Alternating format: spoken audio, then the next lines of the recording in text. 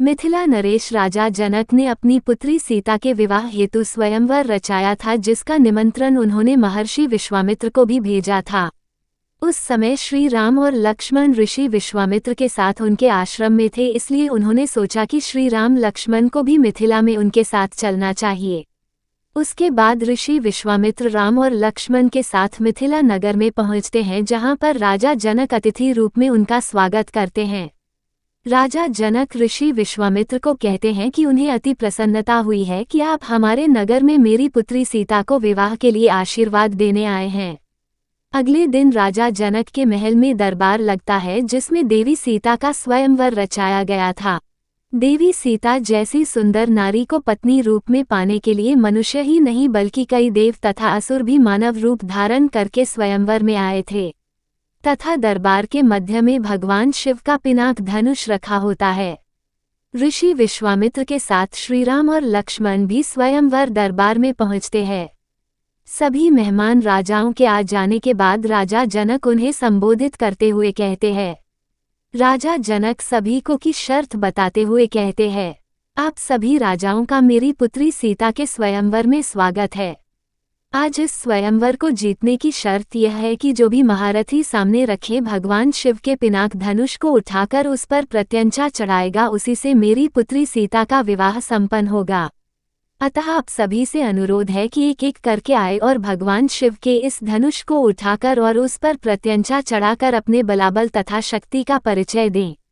राजा जनक की यह घोषणा सुनकर सभी राजा एक एक करके आते हैं और धनुष को उठाने का प्रयास करते हैं, लेकिन भगवान शिव के उस धनुष को उठाना या प्रत्यंचा चढ़ाना तो दूर, कोई भी राजा महाराजा उस धनुष को हिला तक नहीं पाया।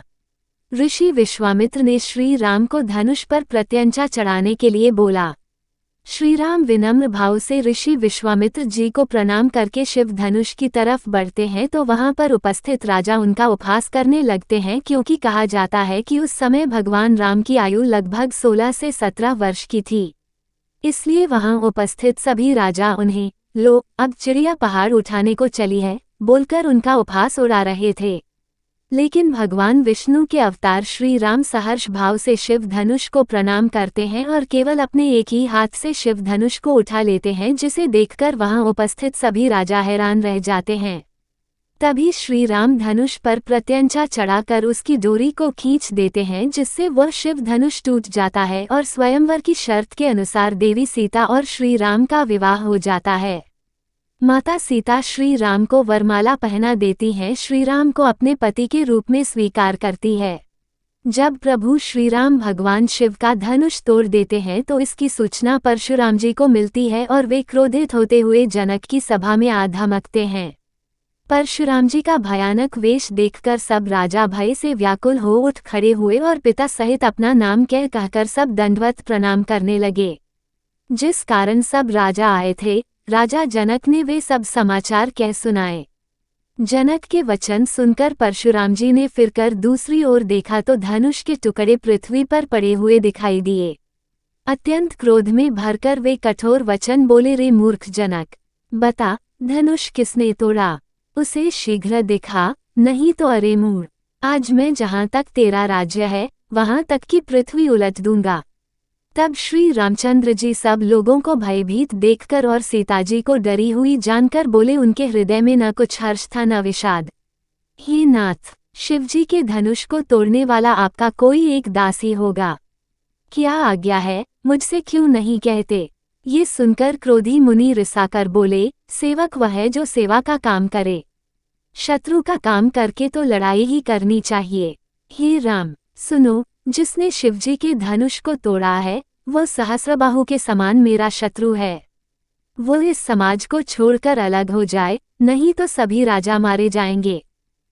मुनि के वचन सुनकर लक्ष्मण जी मुस्कुराए और परशुराम जी का अपमान करते हुए बोले, हे गोसाईं, लड़कपन में हमने बहुत सी धनुहियां तोड़ डाली, किंतु आपने ऐसा क्रोध कभी नहीं किया। इसी धनुष पर इतनी ममता किस कारण से है?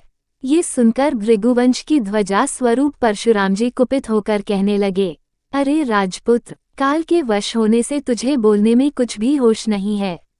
सारे संसार में विख्यात शिवजी का ये धनुष क्या धनुही के समान है? लक्ष्मण जी ने हंसकर कहा, हे देव, सुनिए, हमारे जान में तो सभी धनुष एक से ही हैं। पुराने धनुष के तोड़ने में क्या हानि लाभ। श्री रामचंद्र जी ने तो इसे नवीन के धोखे से देखा था, फिर ये तो छूते ही टूट गया, इसमें रघुनाथ जी का भी कोई दोष नहीं है। मुनि, आप बिना ही कारण किस लिए क्रोध करते हैं। परशुराम जी अपने फरसे की ओर देखकर बोले, अरे दुष्ट, तूने मेरा स्वभाव नहीं सुना। मैं तुझे बालक जानकर नहीं मारता हूँ। अरे मूर्ख, क्या तू मुझे निरा मुनि ही जानता है। मैं बालब्रह्मचारी और अत्यंत क्रोधी हूँ। क्षत्रिय कुल का शत्रु तो विश्व भर में विख्यात हूँ। लक्ष्मण जी ने कहा, हे मुनि, आपका सुयश आपके रहते दूसरा कौन वर्णन कर सकता है। आपने अपने ही मुंह से अपनी करनी अनेकों बार बहुत प्रकार से वर्णन की है। इतने पर भी संतोष न हुआ हो तो फिर कुछ कह डालिए। क्रोध रोककर असह्य दुख मत सहिए। आप वीरता का व्रत धारण करने वाले, धैर्यवान और क्षोभरहित हैं। गाली देते शोभा नहीं पाते। शूरवीर तो युद्ध में करनी शूरवीरता का कार्य करते हैं, कहकर अपने को नहीं जनाते। शत्रु को युद्ध में उपस्थित पाकर काय ही अपने प्रताप की डींग मारा करते हैं। अब तो मानो काल को हाँक लगाकर बार बार उसे मेरे लिए बुलाते हैं। लक्ष्मण जी के कड़ुए वचन सुनकर परशुराम जी ने कुठार संभाला। सारी सभा हाय हाय करके पुकार उठी। लक्ष्मण जी ने कहा, हे भृगुश्रेष्ठ, आप मुझे फरसा दिखा रहे हैं, पर हे राजाओं के शत्रु, मैं ब्राह्मण समझकर बचा रहा हूँ, अन्यथा आपको कभी रणधीर बलवान वीर नहीं मिले हैं। ये ब्राह्मण देवता, आप घर ही में बड़े हैं। लक्ष्मण जी के उत्तर से, जो आहुति के समान थे, परशुराम जी के क्रोध रूपी अग्नि को बढ़ते देखकर रघुकुल के सूर्य श्री रामचंद्र जी जल के समान शांत करने वाले वचन बोले, हे नाथ, बालक पर कृपा कीजिए, इस सीधे और दूधमुहे बच्चे पर क्रोध न कीजिए। यदि यह प्रभु का आपका कुछ भी प्रभाव जानता तो क्या ये बेसमझ आपकी बराबरी करता। श्री रामचंद्र जी के वचन सुनकर वे कुछ ठंडे पड़े। इतने में लक्ष्मण जी कुछ कहकर फिर मुस्कुरा दिए। उनको हंसते देखकर परशुराम जी के नख से शिखा तक सारे शरीर में क्रोध छा गया। उन्होंने कहा, हे राम, तेरा भाई बड़ा पापी है। ये शरीर से गोरा पर हृदय का बड़ा काला है। यह विषमुख है, दूधमुहा नहीं, स्वभाव ही टेढ़ा है, तेरा अनुसरण नहीं करता, तेरे जैसा शीलवान नहीं है। ये नीच मुझे काल के समान नहीं देखता। बाद में श्री रामचंद्र जी और परशुराम जी में बहुत बस होती है और अंत में श्री राम उनके क्रोध को शांत करते हैं। तब परशुराम जी ने कहा, हे राम, हे लक्ष्मीपति, धनुष को हाथ में अथवा लक्ष्मीपति विष्णु का धनुष लीजिए और इसे खींचिए, जिससे मेरा संदेह मिट जाए। परशुराम जी धनुष देने लगे, तब वह आप ही चला गया। तब परशुराम जी के मन में बड़ा आश्चर्य हुआ। उन्होंने श्री राम जी का प्रभाव जाना, जिसके कारण उनका शरीर पुलकित और प्रफुल्लित हो गया। वे हाथ जोड़कर वचन बोले, प्रेम उनके हृदय में समाता न था। तब परशुराम प्रभु श्री राम के गुणगान करने लगे। जय श्री राम। चैनल को लाइक एंड सब्सक्राइब करें।